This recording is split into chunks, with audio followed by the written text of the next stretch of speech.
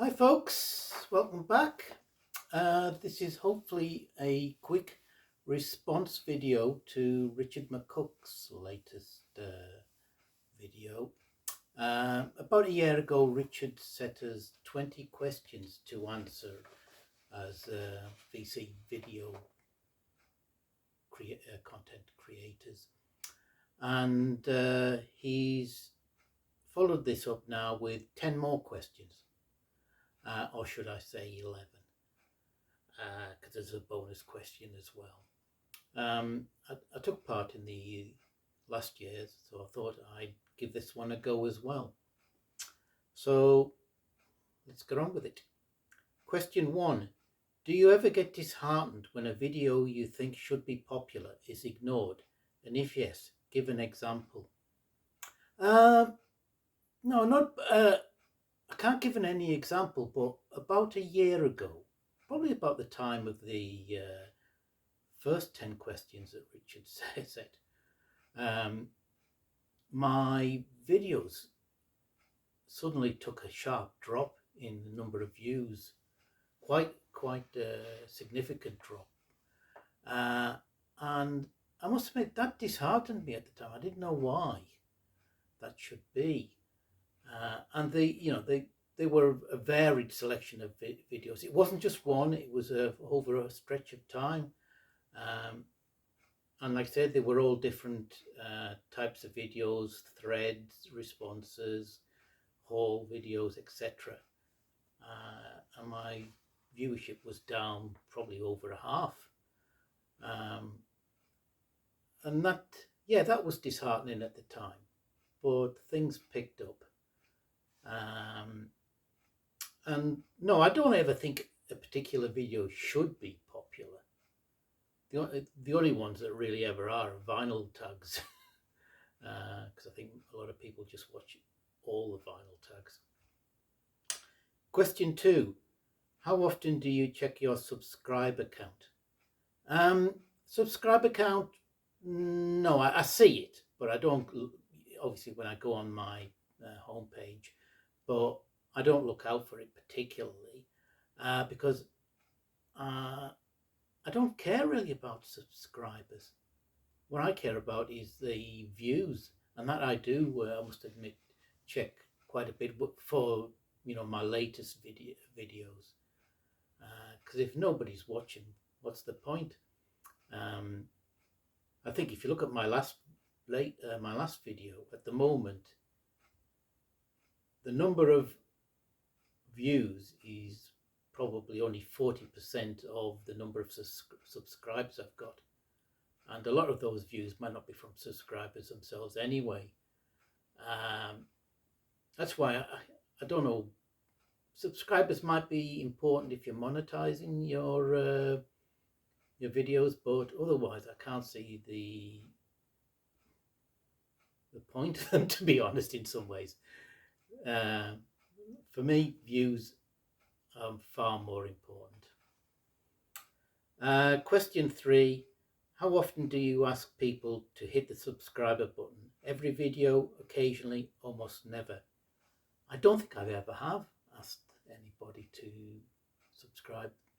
They will or they won't, depending on whether they like the content of my video.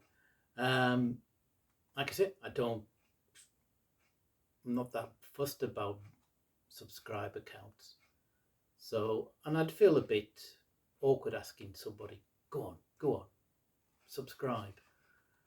Not that there's anything wrong if anybody wants to do that, but for me, no. Question 4. How do you feel when you lose subscribers? And what is the largest amount you have lost in one day? I don't know what the largest amount is, but it happens. People unsubscribe, people fall by the wayside. I think it probably means more to you the fewer subscribers you have. If you've got a massive channel and few here or there doesn't really make any difference. I suppose if you've got 20 subscribers and 5 disappear, then it matters.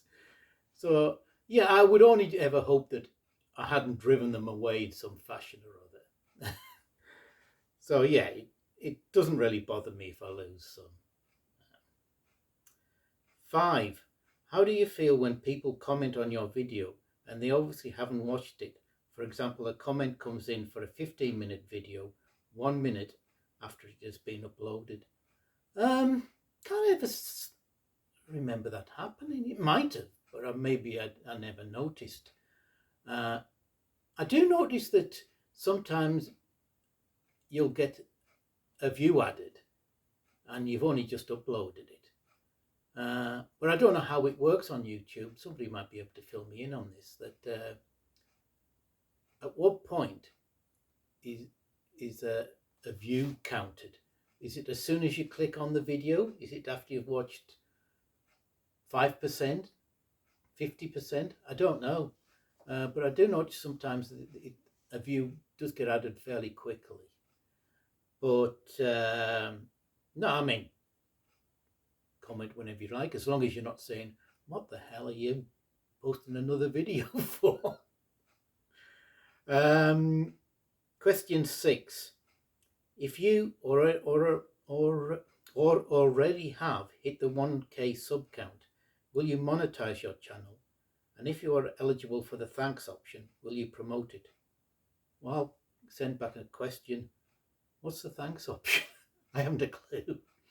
I can't imagine hitting 1K at all. So I think the question's a bit moot, but for me. But I don't think I would monetize. No, I don't. I wouldn't. I mean, I've got nothing against people monetizing. Why not? But I don't think I add enough value to it to be paid for what I do. I do this because I like it. I like talking about and showing the records. No, I think I'd feel a bit off accepting money for it. I don't think it's worth it for me. Question 7. Do you ever sub another channel just to try and get a sub back? And when you do sub other channels, approximately what percentage do you hit the notification bell? Taking the second part first. Notifications, I only generally put on channels that I definitely want to keep watching all the time. My favorite channels. So, because I don't want to miss one. But otherwise I wouldn't hit the notification button. And I don't think I've ever subbed anybody. What was it?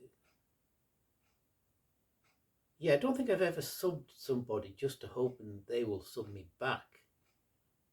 There might have been in the back of my mind sometimes, I don't know, but not consciously.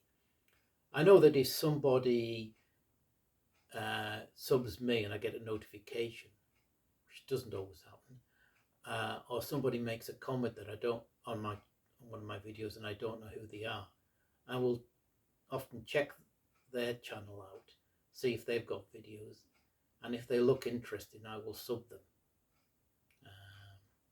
But no, the other way, no, I don't think so.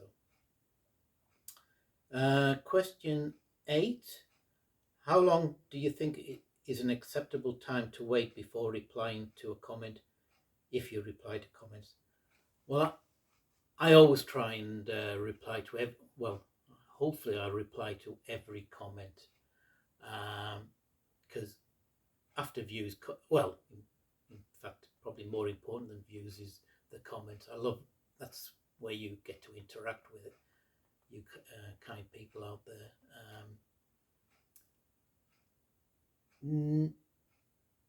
I would try and get a reply out to a comment within a day, hopefully a day to 2 days at the most. Sometimes obviously life gets in the way, but I would always try and get a reply out within a day. I don't know what I would do if I had a bigger channel. I mean, I feel for people, if you're like a Mazzy with thousands of subscribers, you must get hundreds of comments. You can't possibly keep on top of all that and give decent replies to everything. So in some ways, I'm happy at the level my channel is at, and I love the comments I do get, and I love replying to those. But I would hate to think that I couldn't do that because I've got far too many comments. Nice as that it would be in some ways, but no. Number 9, I think we're on. Do you like RSD? And if so, after buying RSD items, do you feel the need to show them immediately in the car after leaving the shop store, or can you wait to get home and open them before showing? RSD I generally like. I know there are problems with it, but to be honest, for years I never really did it. I've only really done RSD as in being there in person twice, and that was the 2 years before the pandemic hit. And that was in many ways more an excuse to go across the country to Newcastle, because we don't have record shops in this part of the country, meet up with a mate and do the tour of all the record shops. I mean, I'm talking getting over to Newcastle by 10 o'clock, 10:30. So it's not like queuing up. And I've always generally managed to get whatever I wanted getting there at that time. But for me, it was more an excuse to go proper record shopping, irrespective of RSD. As for wanting to show what I've got while I'm in the store or just afterwards or in the car, well, I go by train, so I don't think I could do a video on the train. I'd feel so self-conscious. Ditto in the store or just outside the store. No. When I have done RSD, my finds generally get shown along with other finds at a later date.